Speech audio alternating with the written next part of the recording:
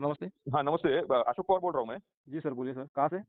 मैं महाराष्ट्र सांगली डिस्ट्रिक्ट आटपाड़ी तहसील गाँव मेरा सेटपड़े है। जी सर, जी सर। मैं जो है आर्मी में 27/10/93 में भर्ती हुआ था। 93 में? 93 में okay, okay. Bombay engineer group Pune, okay, okay यहाँ सर। पे ट्रेनिंग किया था। उसके बाद में मैं रोइंग स्पोर्ट्स का मैं नेशनल प्लेयर भी रहा हूँ। जी सर। और 99 में मैं पूना पोस्टिंग आया था।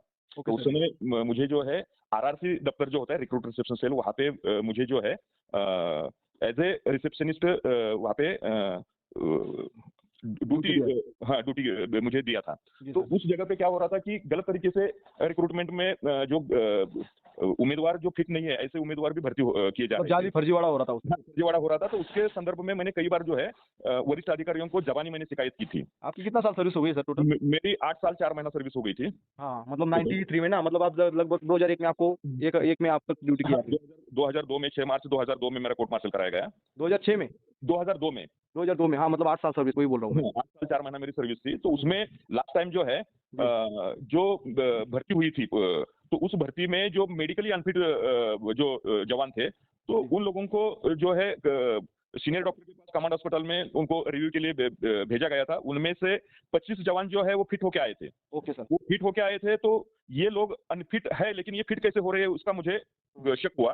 तो मैंने वहाँ उस जो फिट होके जवान आया था उससे इंक्वायरी किया, तो उसने बोला कि ये सर्टिफिकेट हॉस्पिटल से नहीं लाया, कि उसको ये किसी एक नर्सिंग असिस्टेंट ने उसको ये सर्टिफिकेट दिए हैं। जी। तब इसकी मैंने शिकायत की, उसकी जांच हुई, जांच होने के बाद 25 में से 18 जो है वो फर्जी सर्टिफिकेट पाए गए। ओके, ओके, अच्छा काम किया आपने। हाँ, तो वो पाए क्योंकि जाने के ये बाद कोई अनफिट आदमी जवान तैनात होगा, तो इसमें देश की सुरक्षा को खतरा है। सेना के वो साथ ये तो बहुत बड़ा खिलवाड़ है। अच्छा नहीं, काम किया सर आपने, तो बहादुरी की हो। यही तो बात थी।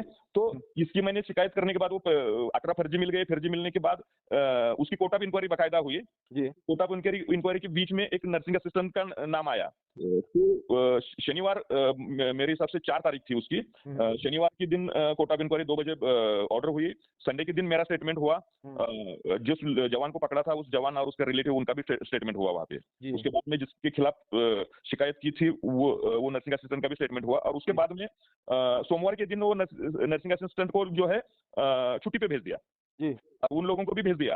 और जी, उसके जी। बाद में जो फर्जी पाए गए थे सर्टिफिकेट, उनको रिजेक्शन भेज दिया। जी, अब जी। रिजेक्शन भेजने के बाद जब उनको रिजेक्शन मिला, हुँ, तो हुँ। वो लोग वापस भेज दिया। और जी, उसके जी। बाद में जो फर्जी पाए गए थे सर्टिफिकेट, उनको रिजेक्शन भेज दिया। जी, अब जी। रिजेक्शन भेजने के बाद जब उनको रिजेक्शन मिला, हुँ, तो हुँ। वो लोग वापस आके बोलते हैं हमने तो आपका सारा कुछ हमने दे दिया है, फिर भी हम लोगों को रिजेक्शन आपने भेजा है, तो ऐसा क्यों? तो हुँ। वो उनको बताता है कि बोलता है ये पवार जो है ये बार-बार शिकायत करता है, अभी इसने शिकायत की है, जी। तो इस वजह से ये सारा मामला सामने आया है, तो अभी इसका कुछ बंदोबस्त करना पड़ेगा, उसके बाद ही आपका काम हो पाएगा, हम कुछ दिन में इसका बंदोबस्त कर देते हैं। ओके, हाँ। तो उसके 2 महीने के बाद में फिरोजपुर में रैली भर्ती हुई थी। उस जी। रैली भर्ती के बाद जो है मेरे ऊपर झूठे इल्ज़ाम लगाए कि भई भर्ती में यही जो है ना पैसा खाता है।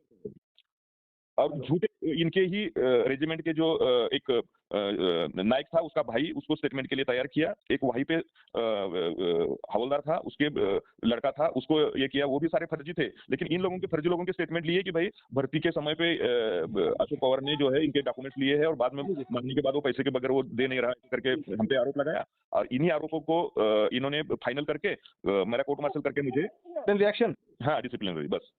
और इसके ऊपर आपको सीधा ही घर भेज दिया। मिली। अब 20 साल से हम लोग न्याय माँगने के लिए हमारे सिस्टम के पास भी जा रहे हैं, लेकिन सिस्टम कहाँ जो गए है आपने अभी? क्या-क्या किया फिर बाद में? उसके बाद एक वकील के थ्रू हमने चीफ ऑफ आर्मी स्टाफ को हमने लेटर लिखा, लेकिन इन लोगों ने भी हमारा लेटर जो है समय पे वो इसके कुछ नहीं ऊपर होता है, मैं भी लेटर लिख-लिख के थक गया हूँ, 6 महीने से वही ड्रामा कर रहा हूँ मैं।